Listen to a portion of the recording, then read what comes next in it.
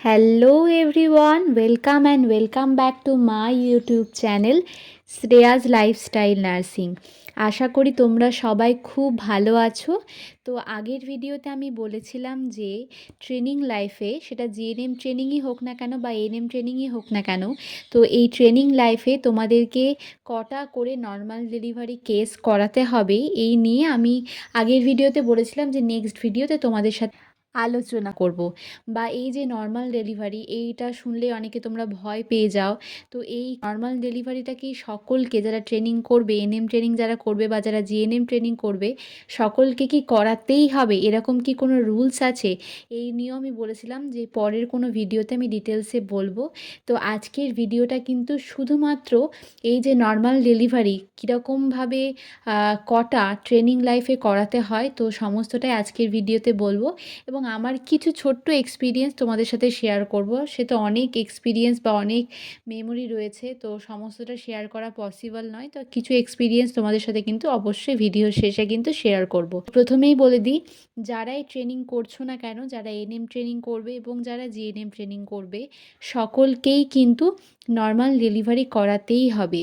কেন করাতে হবে, বা তোমরা আমাকে জিজ্ঞেস করতে পারো দিদি, যদি আমি বলি যে না আমি করাতে পারবো না, আমি করব না, তোমাদেরকে বলি এরকম কিন্তু কোনো রুলস নেই যে যদি বলো যে না দিদি আমার ভয় লাগছে আমি করতে পারবো না, এরকম কিন্তু হবে না, তোমাকে কিন্তু করাতেই হবে।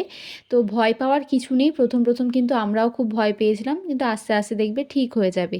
কেন বলি করাতে হবে, তো জিএনএম এর ক্ষেত্রে ফার্স্ট ইয়ার সেকেন্ড ইয়ারে কিন্তু তোমাদেরকে এই অবস বা লেবার রিলেটেড কোনো রকম কিছু কিন্তু পড়তেও হয় না, আর এরকম ওয়ার্ডে কিন্তু ডিউটিও পাঠানো হয় না, ঠিক আছে, জিএনএম এর ক্ষেত্রে।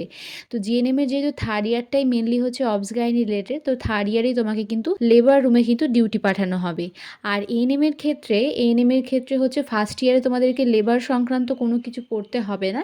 সেকেন্ড ইয়ারটা যেহেতু তোমাদের ফাইনাল ইয়ার, আর সেখানে কিন্তু তোমাদেরকে এই লেবার সংক্রান্ত যাবতীয় পড়াশোনা কিন্তু করতে হবে। এই যে জিএনএম এর ক্ষেত্রে থার্ড ইয়ার যখন তোমরা হবে, তখন তোমরা যখন পড়াশোনা করবে থার্ড ইয়ারে, সেই বইও রয়েছে, অবস বই রয়েছে, তো সেখানে যখন পড়াশোনা করবে, তো পড়ার পরে তোমাদেরকে দেখবে থার্ড ইয়ারে একটা বই দেয়া হবে যেটাকে বলা হয় কেস বুক। তো কেস বুকে কিন্তু প্রচুর পার্ট রয়েছে, মানে হচ্ছে অ্যান্টিনেটালের পার্ট রয়েছে, পোস্ট নেটালের পার্ট রয়েছে, তেমনই একটি পার্ট রয়েছে লেবার রুমের পার্ট। জিএনএম এর ক্ষেত্রে থার্ড ইয়ারে এবং এএনএম এর ক্ষেত্রে সেকেন্ড ইয়ারে কিন্তু তোমাদেরকে, তোমরা যে বইগুলো পড়াশোনা করবে তার সঙ্গে সঙ্গে তোমাদেরকে দেওয়া হবে কেস বুক। তো কেস বুকটা কিন্তু এএনএম এর ক্ষেত্রেও কিন্তু অ্যান্টিনেটাল, পোস্ট নেটাল, ঠিক আছে, তারপরে হচ্ছে লেবার রুম, এই সমস্ত কিছু কিন্তু পার্ট পার্ট করা আছে। তো সেই কেস বুকটা কিন্তু তোমাকে ফিল আপ করতে হয়, এবং সেই কেস বুকে যখন তোমরা লেবার রুমের পার্টটা দেখবে, সেখানে দেখবে যে লেবার রুমে কিন্তু 20টা কেস দেখবে, মানে 1 2 3 4 করে এরকম 1 থেকে 20 অবধি কিন্তু পরপর কেস হচ্ছে ঘর করে করে দেয়া আছে। তো এই 20টা কেসে কিন্তু তোমাকে হচ্ছে পেশেন্টের যাবতীয় ডিটেলস দিয়ে পার্টোগ্রাফ প্লটিং করে সমস্তটা করে কিন্তু তোমাকে সেটা ফিল আপ করতে হবে, এবং সেই কেসগুলি তুমি লিখতে পারবে সেই কেস বুকে যেগুলো তুমি নিজের হাতে ডেলিভারি করেছো। বুঝতে পারলে তো?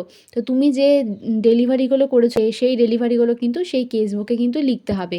তো জিএনএম এর ক্ষেত্রেও কিন্তু এটা করতে হয়, এএনএম এর ক্ষেত্রেও করতে হয়। এএনএম এর ক্ষেত্রে তোমরা ভেবে নিও না যে আমরা তো এএনএম ট্রেনিং করছি তাহলে হয়তো আমাদেরকে করতে হবে না, তা কিন্তু নয়। এএনএম ট্রেনিং এর ক্ষেত্রেও কিন্তু এই কেস বুকটা ফিল আপ করতে হয়, এবং সেখানেও কিন্তু সেম একইভাবে 20টা কেস যেগুলো তুমি নিজের হাতে ডেলিভারি করেছো, সেই 20টা কেস কিন্তু যাবতীয় তথ্য একদম দিয়ে, ইনফরমেশান দিয়ে পুরো ফিল আপ করে পার্টোগ্রাফ প্লটিং করে কিন্তু সেটা কিন্তু ফিল আপ করতে হয়। তো বুঝতে পারলে তো? কেস বুকের আরও অনেক পার্ট রয়েছে, সেগুলো তো তোমরা যখন আস্তে আস্তে first year second year complete করার পর থার্ড ইয়ারে যাবে তখন তো বুঝতেই পারবে, আর এখন আমি বললে তোমরা বুঝতেও পারবে না। তো জাস্ট আমি ছোট্ট একটা ইনফরমেশান তোমাদেরকে দিয়ে রাখলাম যে কেন এই 20টা কেস করতেই হবে। তো 20টা কেস কিন্তু তোমাদেরকে করতেই হবে। এবার তোমাদের অনেকের প্রশ্ন এইটা যে দিদি শুধুমাত্র কি আমাদেরকে 20টাই কেস মানে করতে হবে, এর থেকে কি বেশি করা যাবে না? তো না, তুমি এর থেকে বেশি তো অবশ্যই করতে পারো, আর করতে পারলে তো অবশ্যই ভালো। তো 20টা কেস মিনিমাম তোমাকে করতেই হবে, তারপরে এর থেকে তোমার বেশি হলে কিন্তু কোনো অসুবিধা নেই। তো বোথ জিএনএম ট্রেনিংয়ের ক্ষেত্রেও তোমাকে নিজের হাতে কিন্তু 20টা নর্মাল ডেলিভারি কেস করাতে হবে, এবং এএনএম এর ক্ষেত্রেও কিন্তু তোমাকে নিজের হাতে কিন্তু 20টা নর্মাল ডেলিভারি কেস কিন্তু করাতে হবে। এবার আমার কিছু এক্সপিরিয়েন্স তোমাদের সাথে শেয়ার করি। তো থার্ড ইয়ারের যখন ফার্স্ট ডে আমরা হচ্ছে লেবার রুমে ডিউটি যাই, আমরা 5 জন ছিলাম। তো 5 জন যখন ফার্স্ট লেবার রুমে ডিউটি যাই, অত কাছ থেকে তো আমরা নরমাল ডেলিভারি কখনোই দেখিনি, ঠিক আছে? সেকেন্ড ইয়ারে আমরা সিজারিয়ান সেকশনটা দেখেছিলাম, কিন্তু নরমাল ডেলিভারি কিন্তু আমরা সেকেন্ড ইয়ারে দেখিনি। তো হচ্ছে যে থার্ড ইয়ারে যখন ফার্স্ট ডে আমরা লেবার রুমের ভেতরে যাই এবং যখন আমরা দেখছিলাম, তখন কিন্তু এতটা ভয় লাগছিল এবং আমাদের স্টাফ দিদি যারা ডেলিভারি করাচ্ছিল তাদেরকে দেখে আমরা মানে সত্যি আমরা মানে হাঁ হয়ে দাঁড়িয়েছিলাম যে আমরা কি করে করাবো? আমরা হয়তো পারবো না। তো আমরা 5 জনেই কিন্তু যথেষ্ট ভয়ে ছিলাম যে আমরা কি করে পারবো। ১ম দিন কিন্তু খুবই ভয় লেগেছিল এবং ১ম ৩-৪ দিন কিন্তু আমরা কেউই কেসে হাত দিইনি এবং শুধুমাত্র আমরা অবজার্ভ করেছিলাম। আমরা পুরো জিনিসগুলো দেখছিলাম যে দিদিরা কিভাবে কি করছে। কেননা তোমরা বুঝতেই পারছো যে বিষয়টা হচ্ছে, কিন্তু আগে আমরা অন্যান্য ওয়ার্ডে ডিউটি করতাম, সেখানে শুধু পেশেন্ট থাকতো। আর এইটা যেহেতু লেবার রুম, এখানে হচ্ছে মা বাচ্চার বিষয় এবং কোনো কিছু যদি একটু ভুল হয়ে যায়, মানে সেখান থেকে কিন্তু একদম হিতে বিপরীত হয়ে যেতে পারে। তার জন্য কিন্তু আমরা ১ম ৩-৪ দিন কেউই কেসে হাত দিইনি। ১ম এ শুধু দেখতাম। তারপরে হচ্ছে আমাদের স্টাফ দিদিরাই কিন্তু আমাদেরকে জোর করে কেসে নামিয়েছিল এবং ওরাই বলেছিল যে, "তোরা কর দেখ, আমরা আছি তো, তোরা চেষ্টা কর।" তো আমরা কিন্তু খুব ভয়ে ১ম করলাম যখন ডেলিভারিটা, তখন কিন্তু মানে সত্যি বলছি ওই এক্সপেরিয়েন্সটা একদম বলে বোঝানো যাবে না, ভাষায় প্রকাশ করাও যাবে না।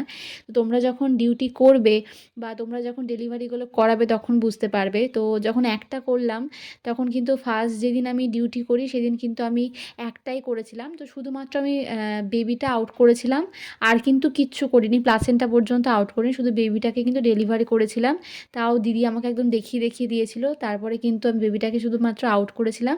তারপরে হচ্ছে মায়ের বুকে দিয়ে দিয়েছিলাম। তারপরে কিন্তু প্লাসেন্টাও আউট করিনি।